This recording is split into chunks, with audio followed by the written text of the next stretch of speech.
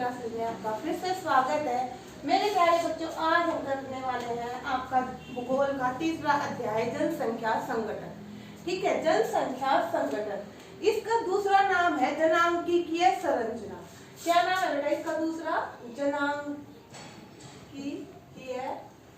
संरचना। कई बार एग्जामिनर ये देगा जनसंख्या संगठन, कई बार जनांकीय संरचना भी लिखा जाएगा उसकी जगह पर। अब ये देखिए जनसंख्या क्या है। किसी निश्चित क्षेत्र में रहने वाले लोगों की संख्या को जनसंख्या कहेंगे। अब जनसंख्या के क्या क्या घटक हैं उनको जानना हमें बहुत जरूरी है। जो ये घटक है उसकी विशेषताएं बनाते हैं।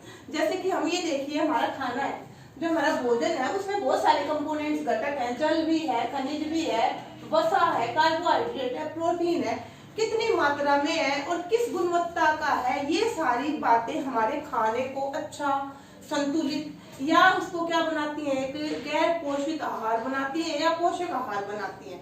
उसी प्रकार जनसंख्या की जो विशेषताएं हैं वो क्या क्या है बेटा?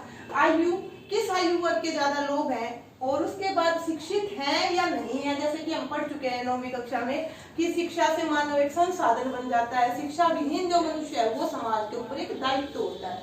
फिर लिंग, मतलब पुरुषों की संख्या ज्यादा है या महिलाओं की संख्या ज्यादा है, ये हमें बताता है। उसके बाद है आवास, लोग कहाँ रह रहे हैं, लोग किन प्रकार के घरों में रह रहे हैं, लोगों का आवासीय क्षेत्र कैसा है। उसके बाद है व्यवसाय, लोग किस प्रकार की क्रियाओं में लगे हुए हैं, प्राथमिक, द्वितीयक, तृतीयक। तो किसी भी देश के लिए या विश्व के लिए अपनी जनसंख्या के बारे में ये जानकारियां जुटाना बहुत जरूरी है, क्योंकि इसके आधार पर ही क्या बनाई जाती है बेटा? नीतियां बनाई जाती है। उदाहरण के रूप में देखिए, अगर आपके देश में बेटा छोटे बच्चे ज्यादा हैं, छोटे बच्चे अगर ज्यादा हैं तो क्या होगा? छोटे बच्चों के लिए पोषण संबंधी, टीकाकरण संबंधी नीतियां ज्यादा बनाई जाएंगी। अगर बुजुर्ग ज्यादा है तो उनके हेल्थ केयर फैसिलिटी, उनके स्वास्थ्य सुविधाएं, उनका पेंशन, इस संबंधित नीतियां बनाई जाएंगी। युवा जनसंख्या ज्यादा है तो ज्यादा रोजगार, ज्यादा औद्योगिकरण पर ध्यान दिया जाएगा। इस प्रकार जनसंख्या के संगठन को देखते हुए ही सरकार अपनी नीतियों को निश्चित करती है। तो हमें जनांकीय संरचना या जनसंख्या संगठन को जानना क्या है बेटा? बहुत ज्यादा जरूरी है। अब उसके बाद देखेंगे सबसे पहला जो टॉपिक पढ़ रहे हैं बेटा वो क्या है? लिंग संगठन। लिंग का मतलब आप समझते ही हो कि पुरुष कितने हैं और महिलाएं कितनी हैं। तो पुरुषों और महिलाओं की संख्या का जो अनुपात है वही क्या कहलाता है? लिंग संगठन कहलाता है। पुरुष व स्त्री जनसंख्या का अनुपात। ठीक है, यहाँ पे फिर से समझिए। सबसे पहले हम लिंग संगठन कर रहे हैं, बिल्कुल आसान है बेटा। पुरुष और महिलाओं की संख्या का जो अनुपात है वो क्या कहलाता है? लिंग संगठन कहलाता है। अब ये देखिए, प्रति 1000 स्त्रियों पर पुरुषों की संख्या अगर हमें निकालना हो, 1000 स्त्रियों पर कितने पुरुष हैं, तो बेटा हम फॉर्मूला लगाएंगे स्त्री जनसंख्या डिवाइडेड बाय पुरुष जनसंख्या इनटू 1000। पूरे विश्व में या ज्यादातर हिस्सों में इसी फॉर्मूले का प्रयोग किया जाता है। और क्या दिया जाता है? स्त्रियों पर पुरुषों की संख्या निकाली जाती है। ठीक है, मतलब 1000 स्त्रियों पर अगर 900 पुरुष हैं तो इसका मतलब क्या है? स्त्रियों की संख्या ज्यादा है। 1000 स्त्रियों पर 1000 ही पुरुष है तो दोनों का अनुपात बराबर और बैलेंस है। अगर पुरुषों की संख्या क्या है? पुरुषों की संख्या कम है और महिलाओं की ज्यादा है, तो इसका मतलब महिलाओं की संख्या क्या है? उस सोसाइटी में ज्यादा है। या इसका उल्टा भी हो सकता है, पुरुष ज्यादा हो सकते हैं, महिलाएं कम हो सकती हैं। पर बेटा भारत में हम इसको स्टडी करने के लिए दूसरे तरीके से स्टडी करते हैं। प्रति 1000 पुरुषों पर, यहाँ पर देखिए पुरुषों पर महिलाओं की संख्या का अनुमान लगाते हैं। तो हमारा फॉर्मूला क्या है? पुरुष जनसंख्या ऊपर रखते हैं, स्त्री जनसंख्या नीचे रखते हैं इनटू 1000। बच्चे इसमें कंफ्यूज हो जाते हैं कि कौन सा फॉर्मूला। ये ज्यादातर पूरे विश्व में यूज किया जाता है। स्त्रियों पर पुरुषों की जनसंख्या, स्त्रियों पर पुरुषों की जनसंख्या। स्त्रियों पर याद रखना कि स्त्री जनसंख्या ऊपर आएगा, पुरुष जनसंख्या नीचे आएगा, और पुरुषों पर पुरुष जनसंख्या ऊपर आएगा, स्त्री जनसंख्या नीचे आएगा। तो प्रति 1000 पुरुषों पर स्त्रियों की जनसंख्या ये भारत में यूज होता है बेटा। ऊपर पुरुष जनसंख्या नीचे स्त्री जनसंख्या इनटू 1000। अब अगर मान लीजिए भारत में अगर आपको पता हो लिंग अनुपात 940 के आसपास है, तो अब ये देखिए कि 1000 पुरुषों पर 940 महिलाएं हैं। 1000 पुरुषों के पीछे 940 महिलाएं, 60 कम है। 1000 में ही 60 महिलाएं कम है, 1000 पर ही 60 महिलाएं कम है, तो इतनी 130 करोड़ की आबादी पर कितनी महिलाओं की कमी है। तो इस प्रकार से आप अनुमान लगा सकते हो कि भारत में, एशिया में या कुछ और जो क्षेत्र हैं, आप देखोगे कि अरेबियन कंट्रीज में कुछ में महिलाओं का अनुपात कम है और ज्यादातर देशों में महिलाओं की संख्या पुरुषों के मुकाबले कम नहीं है, ज्यादातर देशों में महिलाओं की संख्या पुरुषों के मुकाबले ज्यादा है। अब ये देखिए, अगर जब संयुक्त राष्ट्र संघ की एक वर्ल्ड हेल्थ ऑर्गेनाइजेशन की एक रिपोर्ट है जिसमें कि ये कहा गया कि 135 देश, तकरीबन 135 देश ऐसे हैं जिनमें जो स्त्री जनसंख्या का अनुपात क्या है कोई चिंता का विषय नहीं है, अच्छा है। पर भारत जैसे देश में स्त्री जनसंख्या क्या है, कम है, तो वो क्या है, कहीं ना कहीं एक चिंता का विषय है। स्त्री जनसंख्या कम होने के क्या कारण है बेटा? स्त्री जनसंख्या कम होने के कारण, लिंग अनुपात कम होने के कारण क्या है? भ्रूण हत्या। लड़कियों को जन्म से पहले ही भ्रूण के रूप में जब वो होती हैं, माँ के गर्भ में प्रेडिक्ट कर लिया जाता है कि लड़की है, और उसको जन्म लेने से पहले ही क्या कर दिया जाता है, मार दिया जाता है। उसके बाद दूसरा है कि भारत में महिलाओं की जो स्थिति है, या जहां पर भी महिलाओं की संख्या कम है वहां पर जो महिलाओं की स्थिति है वो गौण है, उन्हें समाज में ज्यादा ऊंचे स्थान प्राप्त नहीं है। तो कहीं ना कहीं क्या है, ये जो उनकी संख्या कम होने का कारण है, घरेलू हिंसा का व्यवहार किया जाता है, उनके साथ घरेलू हिंसा की जाती है। तो ये कुछ कारण है। इसके अलावा और भी सामाजिक आर्थिक कारण हो सकते हैं जिनके कारण समाज में महिलाओं की संख्या क्या है बेटा, कम है। अब अगर हम विश्व में लिंग अनुपात की बात करें तो 990, मतलब 1000 पुरुषों पर 990 महिलाएं हैं। अब मैं बात करती हूँ सबसे ऊंचा लिंग अनुपात विश्व में कहाँ पर है। सबसे ऊंचा लिंग अनुपात, ये याद रखना है, 1 नंबर पे पूछता है बेटा।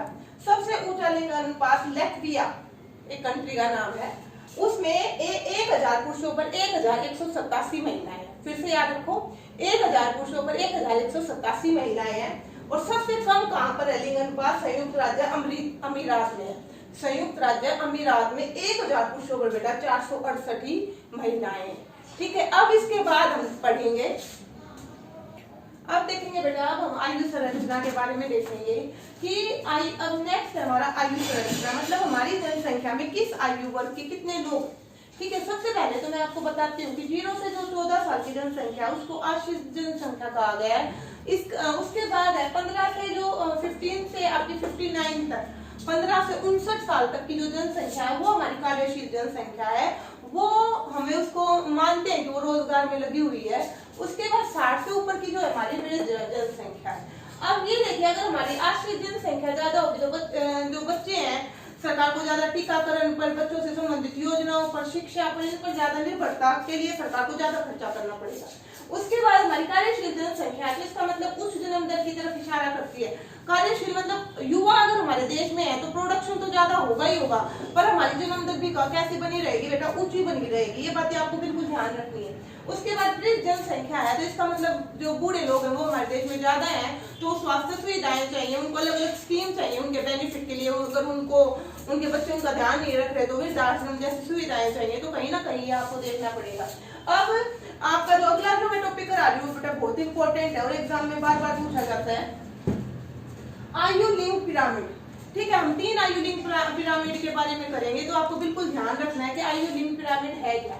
आयु लिंग पिरामिड एक रेखा चित्र है बेटा, जिसमें आयु व लिंग की संरचना का अध्ययन किया जाता है। आयु लिंग पिरामिड एक रेखा चित्र है जिसमें आयु व लिंग, आयु का मतलब कितनी आयु के कितने लोग हैं, और लिंग पुरुष कितने हैं, महिलाएं कितनी है, उसका अध्ययन करके कुछ चीजों का पता लगाया जाता है। तो ये पिरामिड की आकृति के कारण, इस पिरामिड जैसी आकृति दिखती है जब इसका रेखा चित्र बनता है, तो इसलिए इसको आयु लिंग पिरामिड कहा जाता है। एक बार फिर से देखो, ऐसा पिरामिड जो आयु और लिंग, ऐसा रेखा चित्र जो पिरामिड जैसा दिखे, ऐसा रेखा चित्र जो पिरामिड जैसा दिखे और आयु और लिंग के बारे में बताए तो उसको क्या कहेंगे, आयु लिंग पिरामिड कहेंगे। 3 तरह के पिरामिड आपके उसमें बताए गए सिलेबस में।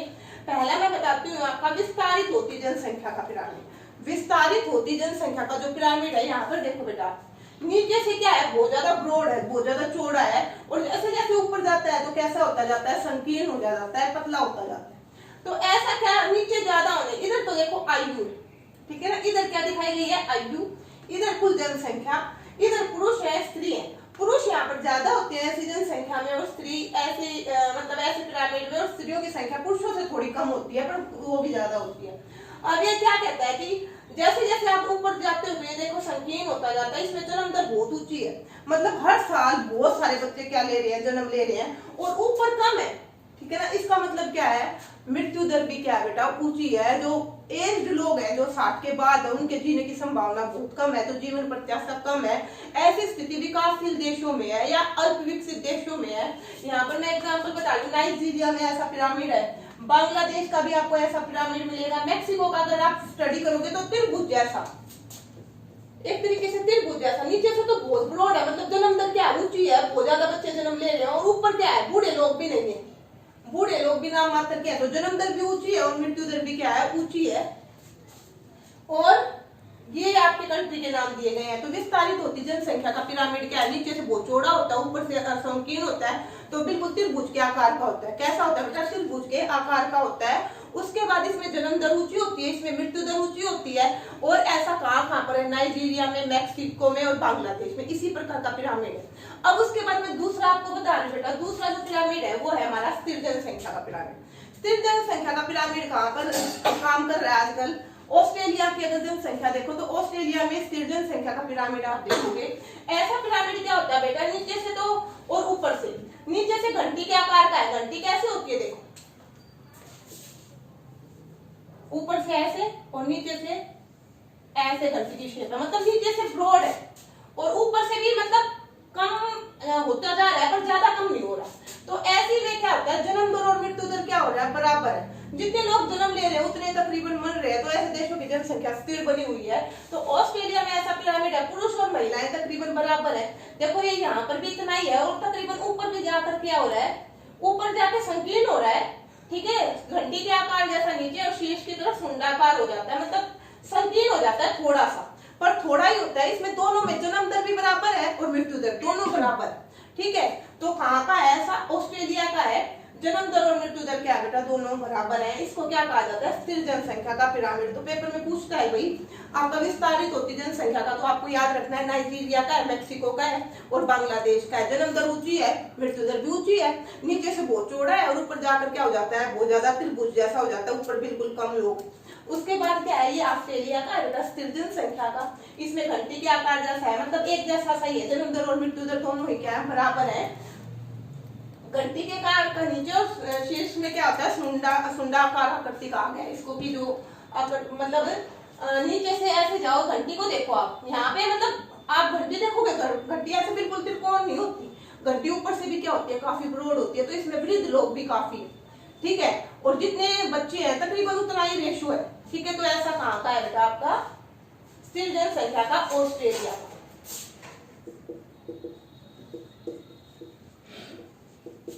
अब हम करते हैं हासमान जनसंख्या। ये बहुत बार बेटा पेपर में पूछा जाता है, इंपॉर्टेंट है। हासमान जनसंख्या का पिरामिड, हासमान जनसंख्या का पिरामिड जापान का है बेटा। जापान में क्या है देखो, नीचे यहाँ पे कुल जनसंख्या है, यहाँ पे आयु वर्ग है, पुरुष और महिलाएं तकरीबन बराबर है, इधर पुरुष है, इधर महिलाएं हैं, इधर स्त्रियां हैं, तो लिंग अनुपात तकरीबन बराबर है। उसके बाद देखो नीचे क्या है, नीचे से तो क्या है, ये नीचे से क्या है, नीचे से कम है, संकीर्ण है, और ऊपर से क्या है, ऊपर से नीचे से चौड़ा है। तो इस ये क्या बताता है बेटा, ये बताता है कि जन्म दर कम है, ठीक है ना, जन्म दर कम है, मृत्यु दर भी कम है। ऊपर अगर आप देखोगे तो तिकोना नहीं है कि बूढ़े लोग हैं ही, ऊपर भी क्या है, काफी अच्छा है। तो इसका मतलब क्या है, जन्म दर भी बहुत कम है, जन्म लेने वाले तो बहुत कम है और मरने वाले भी बहुत कम है। तो ऐसे जो जनसंख्या है, जनसंख्या इसमें बढ़ नहीं रही, जापान में जनसंख्या बढ़ नहीं रही, या तो जनसंख्या स्थिर है जापान की, या जनसंख्या क्या हो रही है, कम हो रही। तो ऐसे हासमान पिरामिड में क्या होगा, जनसंख्या या तो स्थिर होगी या क्या हो रही होगी, कम हो रही होगी, जैसा कि जापान में हो रहा है। जापान में बच्चे कम है, वृद्ध लोग क्या हो रहे हैं, धीरे धीरे ज्यादा बढ़ रहे हैं बेटा, क्योंकि क्या है वहां पर जन्म दर क्या है, नीची है, और मृत्यु दर भी नीची है, ठीक है ना। तो कहीं ना कहीं वृद्ध थोड़ी ज्यादा है। तो ये एक ऐसी आकृति बनाता है। नीचे से तो क्या है देखा, इसका आधार, इसको क्या कहते हैं हम, आधार। ये तो संकीर्ण, संकीर्ण का मतलब होता है भीड़ा, ठीक है ना, नैरो। उसके बाद क्या है, ऊपर से जैसे है घंटी जैसे थी ना, ऊपर से सुंडाकार उसका आकार था, वैसे इसका है, बिल्कुल मतलब पैना आकार नहीं है। यहाँ पर क्या है बेटा, कम जन्म दर और कम मृत्यु दर है। कम जन्म दर और कम मृत्यु दर क्या है, अच्छी सूचक है। कम जन्म दर का मतलब क्या है, परिवार नियोजन है, बच्चों की संख्या पर, जन्म लेने पर कंट्रोल है भाई, ठीक है। और इसका मतलब क्या है, देश में अच्छा परिवार नियोजन का प्लान चल रहा है। उसके बाद क्या है बेटा, कम मृत्यु दर का मतलब क्या है कि स्वास्थ्य सुविधाएं बहुत ज्यादा डेवलप है, इसलिए लोगों की जीवन प्रत्याशा ज्यादा है, लोगों को स्वास्थ्य सुविधाएं मिल जाती है, इसलिए क्या है, मृत्यु दर भी कम है। अब इसके बाद हम करेंगे, अब पढ़ेंगे बेटा ग्रामीण और नगरीय संगठन। ग्रामीण और नगरीय संगठन में मतलब गांव में कितनी जनसंख्या है और शहरों में कितनी जनसंख्या है। इससे गांव में जो जनसंख्या है उसमें आयु, लिंग और सब संरचनाओं के आधार पर अंतर पाए जाते हैं। तो सबसे पहले हम पढ़ेंगे ग्रामीण या नगरीय संगठन। सबसे पहले अगर ग्राम में हम देखेंगे तो ग्रामीण जो क्षेत्र है वहाँ पर कृषि जनसंख्या ज्यादा पाई जाती है, वहाँ पर कृषि आधारित कार्य ज्यादा होते हैं, जबकि नगरीय जनसंख्या में तृतीयक और तृतीयक क्षेत्र में लगे लोग ज्यादा होते हैं। जो लोग कृषि आधारित होते हैं उनका जो वातावरण है, उनकी जो सुविधाएं हैं कहीं ना कहीं कम है, तो इस प्रकार से वहाँ पर अब भी क्या है, पुराने ढंग से कार्य किया जाता है, तकनीक की कमी है, शिक्षा संसाधनों की कमी है, स्वास्थ्य सुविधाओं की कमी है, ठीक है। जबकि शहरी क्षेत्रों में क्या है, तृतीयक और तृतीयक लोग क्रियाओं में लोग लगे हुए हैं। पर इसको अब हम क्या पढ़ेंगे, ग्रामीण या नगरीय संगठन को लिंग अनुपात के संबंध में पढ़ेंगे। ग्रामीण या नगरीय संगठन को हम लिंग अनुपात के संबंध में पढ़ेंगे। कनाडा, फिनलैंड और यूरोपीय देशों में क्या है बेटा, अगर हम सामान्य एशियाई देशों की बात करें तो एशियाई देश जैसे नेपाल, एशिया व अफ्रीकी देशों में शहरों में पुरुष ज्यादा मिलेंगे और महिलाएं क्या मिलेगी, कम मिलेंगी। पर ग्रामीण क्षेत्र में शहरों में पुरुष ज्यादा मिलेंगे, महिलाएं कम मिलेंगी। ग्रामीण क्षेत्रों में क्या है, पुरुष ग्रामीण क्षेत्रों में वहां पर क्या है, ज्यादा महिलाएं मिलेंगी। इस प्रकार से आप देख सकते हो कि ग्रामीण क्षेत्रों में ज्यादा कृषि आधारित जो लोग हैं कृषि में लगे हुए, ठीक है। उसके बाद क्या है, शहरों में पुरुष है जो लोग हैं माइग्रेट हो जाते हैं कि गांव में लोग क्या अपनी आजीविका कमाने के लिए शहरों में चले जाते हैं। इसके बाद क्या है, उसके बाद कनाडा, फिनलैंड और यूरोपीय देशों में, कनाडा, फिनलैंड और यूरोपीय देशों में महिलाएं नगर में ज्यादा होती हैं और ग्रामीण क्षेत्रों में क्या होती है बेटा, कम होती है। नगर में ज्यादा महिलाएं होती हैं, ग्रामीण क्षेत्रों में कम महिलाएं होती है। क्यों? महिलाएं वहां से माइग्रेट हो रही, ठीक है। जो विकसित देश है वहां से महिलाएं, गाँव में जो तकनीक बहुत ज्यादा विकसित है, कृषि का कार्य पुरुष कर रहे हैं, ठीक है ना, कृषि पुरुष आधारित है। जहाँ की एशियाई देशों में कृषि महिला आधारित है, पर यहाँ पर क्या पुरुष आधारित है और महिलाएं नगरों में ज्यादा होती हैं और ग्रामीण क्षेत्र में कम होती हैं। तो इस प्रकार से आप देख सकते हो। उसके बाद क्या है बेटा, पुरुषों पर महिलाओं की ऊंची संख्या। ऐसे जो देश है, जो विकसित देश है, जो विकसित देश है ना, उनमें क्या पुरुषों की संख्या कम है, महिलाओं की संख्या ज्यादा है। तो ये क्या दिखाता है कि वह महिलाओं का स्तर पुरुषों से ज्यादा है, महिलाओं की सहभागिता ज्यादा है, महिलाओं का सम्मान ज्यादा है, महिलाओं की भागीदारी ज्यादा है, ठीक है। जबकि अल्प विकसित देश जैसे एशिया है, नेपाल है, अफ्रीकी देश है, इनमें क्या बेटा, महिलाओं का भ्रूण हत्या है, यहाँ पर महिलाओं का जो स्तर है वो नीचा है, सामाजिक स्तर भी नीचा है, महिलाओं को गौण समझा जाता है। तो इस प्रकार से क्या है, यहाँ पर महिलाओं की भागीदारी कहीं ना कहीं आपको शहरों में कम मिलेगी।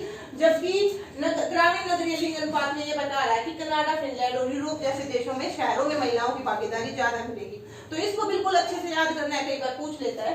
उसके बाद हमारा लास्ट टॉपिक है बेटा, सेकंड लास्ट टॉपिक है साक्षरता। हमारे देश में साक्षर किसे माना गया है, 7 साल से ऊपर का जो बच्चा, 7 साल से ऊपर का जो बच्चा पढ़ना जानता हो, लिखना जानता हो, थोड़ा सामान्य जमा घटा और थोड़ा गणित जानता हो, उसको हम क्या किस श्रेणी में शामिल करते हैं, उसको हम शिक्षित की श्रेणी में शामिल करते हैं। तो उसको हम क्या मानते हैं, शिक्षित मानते हैं। तो साक्षरता का अनुपात हमारे देश में अगर ज्यादा होगा तो ये बताता है कि कहीं ना कहीं हम क्या हो रहे हैं, विकास की तरफ आगे बढ़ रहे हैं। क्योंकि जो पढ़े लिखे लोग हैं वो देश के लिए संपत्ति हैं, और जो अनपढ़ लोग हैं वो कहीं ना कहीं देश के ऊपर दायित्व है, वो किसी भी तकनीक को नहीं सीख पाते या कोई और कार्य नहीं कर पाते और देश के विकास में ज्यादा योगदान नहीं दे पाते। तो अगर मनुष्य को संसाधन बनाना है तो उसको तकनीकी ज्ञान और उसको शिक्षा, साक्षरता देना बहुत ज्यादा जरूरी है। उसके बाद क्या बेटा, व्यवसायिक संरचना। व्यवसायिक संरचना में क्या है बेटा, किस कार्य में लोग लगे हुए हैं। लोग, पहली बात तो हमें ये पता होना चाहिए कार्यशील जनसंख्या कितनी है, कौन सी है। 15 से आपकी 59 साल तक, 15 से 59 ईयर तक की जो जनसंख्या है वो आपकी कार्यशील जनसंख्या है। कार्यशील जनसंख्या में सबसे अलग अलग, आपको पता है आर्थिक क्रियाओं के बारे में पढ़ चुके हो। प्राथमिक क्रियाएं, प्राथमिक क्रियाओं में कितने लोग लगे हुए हैं। प्राथमिक क्रियाएं कृषि, खनन और मत्स्य पालन, मुर्गी पालन। द्वितीयक क्रियाएं, जिसमें प्राथमिक क्रियाएं वो है जिसमें हम प्राकृतिक संसाधनों का उपयोग करके आय का सृजन करते हैं। फिर द्वितीयक क्रियाएं जिसमें किसी देश में उद्योग या विनिर्माण में कितने लोग लगे हुए हैं। द्वितीयक क्रियाएं वो है जिसमें हम कच्चे माल को तैयार माल में बदल देते हैं और इसमें मूल्य वृद्धि होती है, तो उसमें कितने लोग लगे हुए हैं। तृतीयक क्रियाएं परिवहन, संचार, ये प्राथमिक और द्वितीयक क्रियाओं को सहारा देती है, उनको सपोर्ट देती है। बैंकिंग, इंश्योरेंस, ये सब आपकी तृतीयक क्रियाएं हैं। तो इसमें कितने लोग लगे हुए हैं। चतुर्थ, अनुसंधान, रिसर्च में, वैचारिक कार्यों में, अलग अलग प्लानिंग में, अलग अलग प्रोजेक्ट प्रोजेक्ट बनाने में कितने लोग लगे हुए हैं, वो चतुर्थ क्रियाएं। बेटा ये भी डिसाइड करता है कि प्राथमिक क्रियाओं में अगर ज्यादा लोग लगे हुए हैं तो देश अब भी आदिम अवस्था में है, विकसित नहीं है, क्योंकि क्या है बहुत सारे लोग कृषि पालन नहीं कर, कृषि और पशुपालन और मुर्गी पालन यही कर रहे हैं, ठीक है, कहीं ना कहीं आज भी प्राकृतिक संसाधनों पर निर्भर है। तो ये उसकी आदिम स्थिति को दिखाता है। जब देश विकास की अवस्था में जाएगा तो वो द्वितीयक और तृतीयक और चतुर्थ सेक्टर में ज्यादा प्रोग्रेस करेगा। अगर आप देखोगे जो विकसित देश है ना उनमें तृतीयक और चतुर्थ क्षेत्र में बहुत ज्यादा लोग लगे हुए हैं, तो वो उसके विकास को क्या करता है, दिखाता है। ये पूरा चैप्टर मैंने आपको करवा दिया बेटा, पेपर आपके पास आने वाले हैं, 1 या 2 बार आप वीडियो को देखिए और फिर अपनी एनसीईआरटी बुक से इसको लर्न करिए। अगर आपको वीडियो पसंद आया है तो लाइक द वीडियो, अगर कोई आपको क्वेरी है तो comment on the comment box. Now thank you and have a nice day.